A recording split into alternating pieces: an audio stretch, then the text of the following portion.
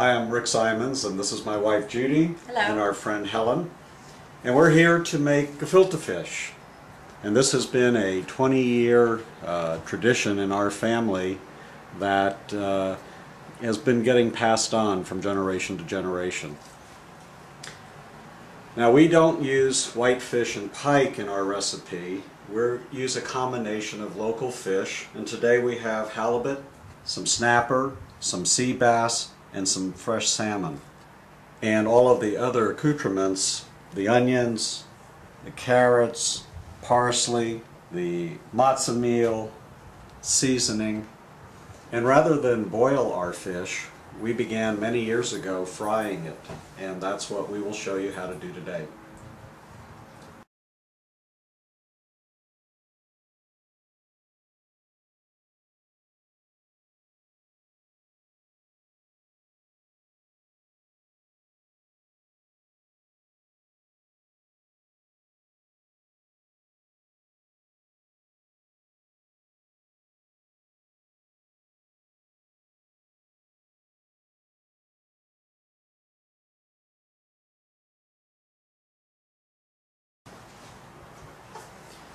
So the first thing we're going to do is grind the fish. Now, we have used a hand grinder passed down through the generations for years and find that it works best. We have tried to Cuisinart the fish but found that it just ground it too fine.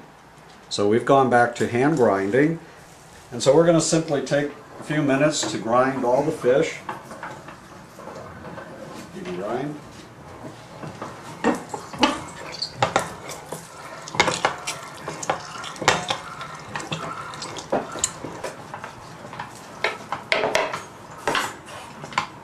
The reason I got stuck with the job is probably because I'm the youngest and have the most energy.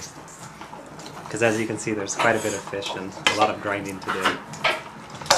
This year we actually we bought 15 pounds of fillet, total pounds,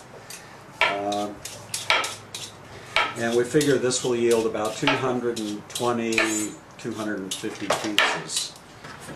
One of the disadvantages with this over the Cuisinart is that we periodically have to stop and clean out the sleeve from all the any fish skin and other material that gets clogged.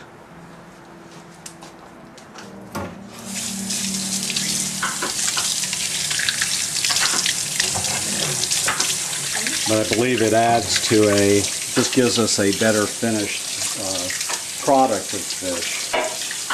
Another reason I like the hand grinder is that this stuff that comes out at the very end is just a lot of the sinew and pieces of the fish that just are better if they're not ground into the formula. We're using halibut, snapper, sea bass, and salmon. There have been concern whether halibut was a fish that we could eat on Passover, and I confirmed with the rabbi and the fishmonger that it is indeed a fish with scales. We found the salmon adds some fat and a sweet taste to the mixture.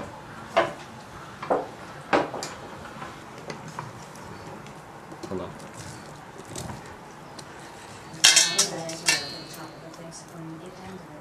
People that would never eat it would taste the fried, and they loved it. And so we have, with the exception of my mother, always made fried. Talon and I are slicing up the carrots.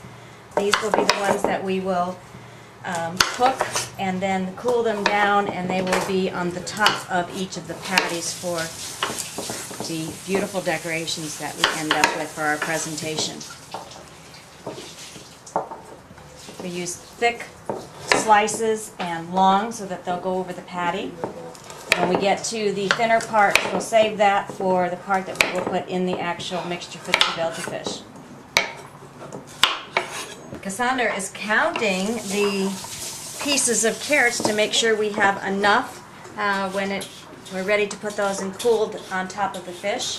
We're making approximately 250 pieces of fish today, so as you can see, there's a large quantity, a lot of fish. Well, we need to put the carrot in. It gives the gefilte fish a really good flavor and also a nice color. And we have to chop it up very, very finely because you don't want a big old hunk of carrot in your gefilte fish.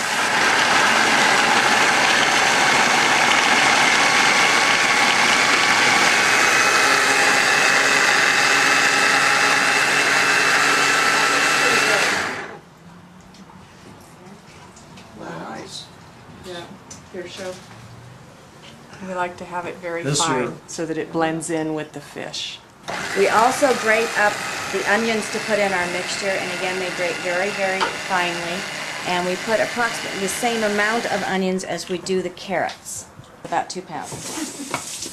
With this larger quantity, we're going to have to use in 2 different pans. So we're trying to split these evenly, about 1 pound in each pan. And again, it's very ground up very, very soft, and so that again, when you bite into the gefilte fish, you don't have pieces. It's all one blend. One of the nice things about using a variety of fish is that we get a beautiful coloring within the mixture, which adds to the presentation of the final product, as well as the taste. We use about a bunch of parsley, and I'm snipping off just the very ends of the parsley because you definitely don't want any parsley stems in your gefilte fish. That would not be pleasant. We add the parsley to the gefilte fish, and it also adds to the color. It gives it a nice color and flavor. So periodically we'll put a hunk of onion through the grinder,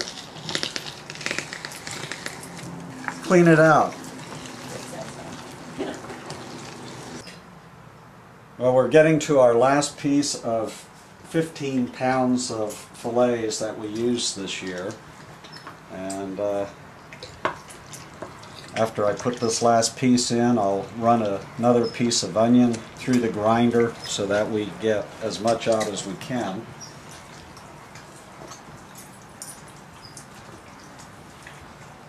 Onion. Thank you. Yes, doctor.